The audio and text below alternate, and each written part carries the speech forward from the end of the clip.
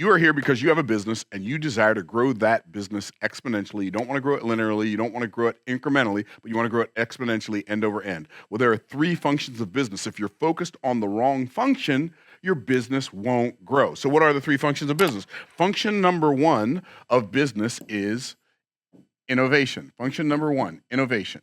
What is innovation? Innovation is when you look out into the world and you see that people have a problem and you understand a solution for that problem, you invent a solution for that problem. Innovation is when you develop, invent, create, or uncover a solution that the marketplace is screaming for.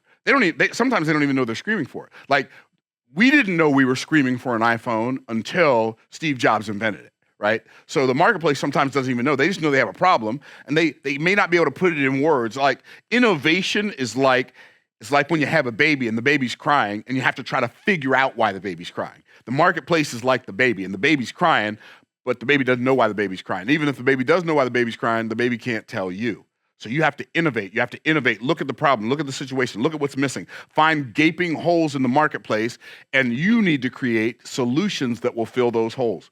And what's fascinating is everybody's looking for answers. You're looking for answers I might be able to solve. You're looking for answers I might have. I'm looking for answers you might have. And the people that show up in the marketplace with those answers that are the most elegant and the most clearly described will be the people who win the lion's share of that business. So the first function of business is innovation. The second function of business is marketing.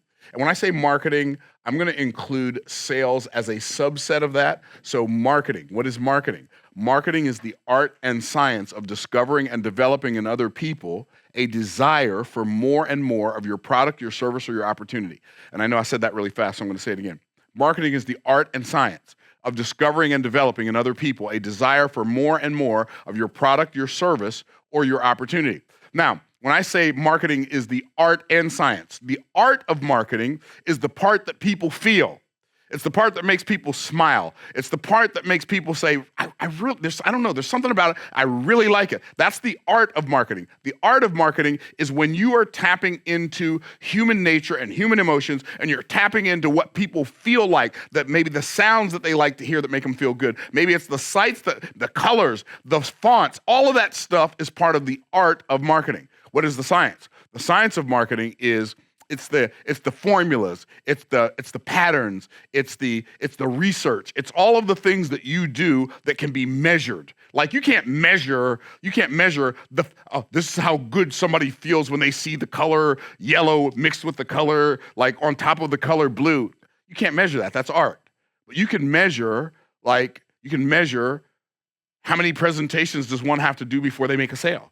That's the science. You can measure how many people do I have to put my message in front of before somebody gives me their name and email address. You can measure that, right? So marketing is both art and science. And what happens is an artist will get involved in business and they will think it's all about the art. And a scientist will get involved in business and they'll think it's all about the science. But it's not all about either one. It's all about both. In fact, people buy, and you've probably heard me say this once or twice, but people buy for one reason and one reason only. That's because they feel like it. In fact, human beings, I believe, are singularly motivated. What does that mean? I believe people do things for one reason only. That's because they feel like it. And so your job as an entrepreneur, as a business owner, as a solution creator, is to help people create an environment that makes people feel like buying your solution. Now, after you create the environment that makes them feel like buying it, that's the art, then you give them some logical reasons to justify the feeling that they have so that they actually hand over the money. That's the science.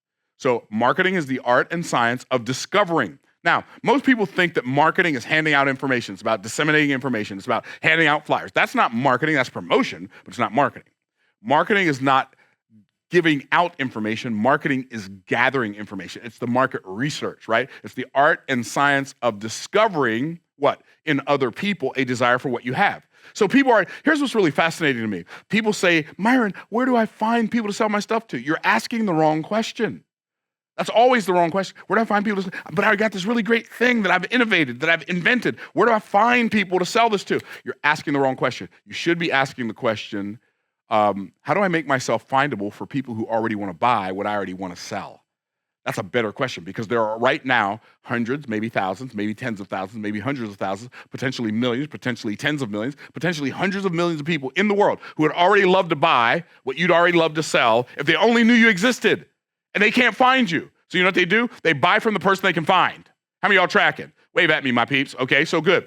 So what we want to do is we want to make sure when we're innovating, we're using the art and science of discovering. We're discovering in other people. We're out in the marketplace looking for holes in the marketplace. You want a scientific tip right now? Here's a tip for you. There's a website called Answer the Public, right? So if you go to answerthepublic.com, it shows you questions people are asking about a specific topic.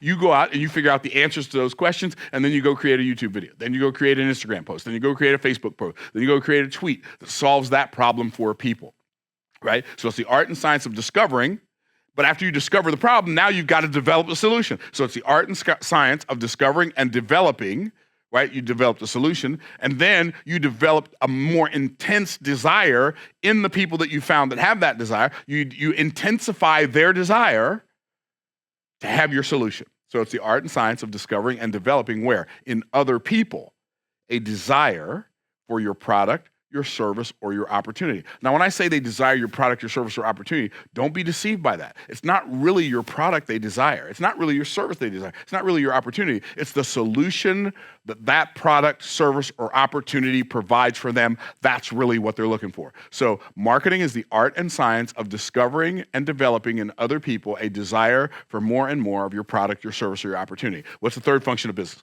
The third function of business is money management.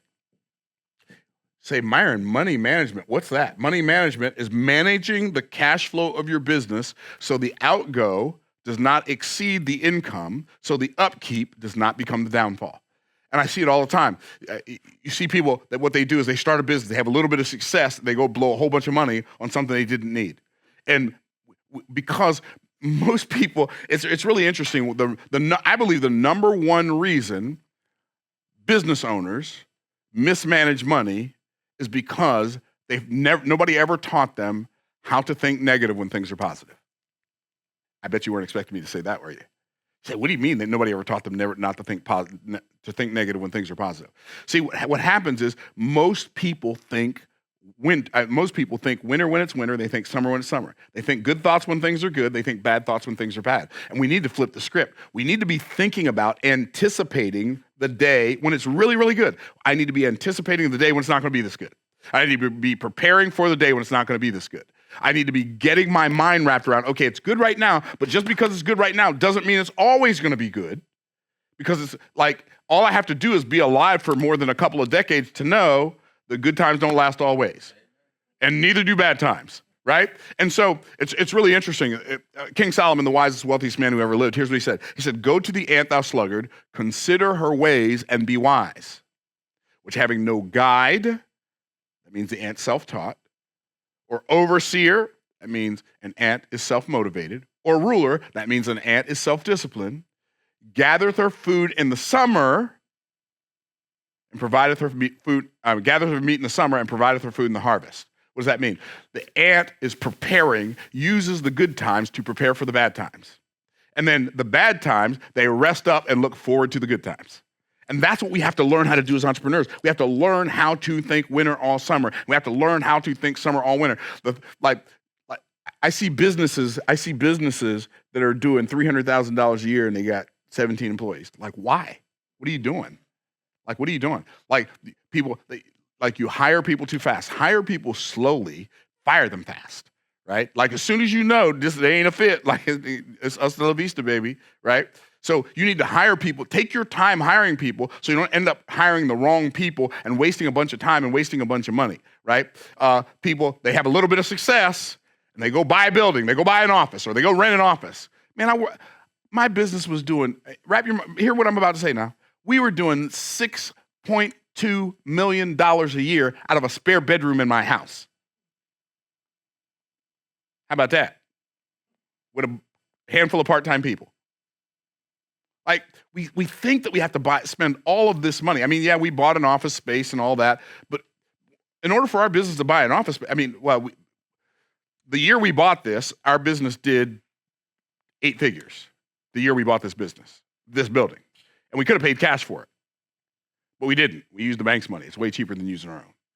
What am I saying? I'm saying think winter all summer. So, innovation, marketing, money management. Now, here's the question. Of these three functions of business, they're all important. Which one's the most important?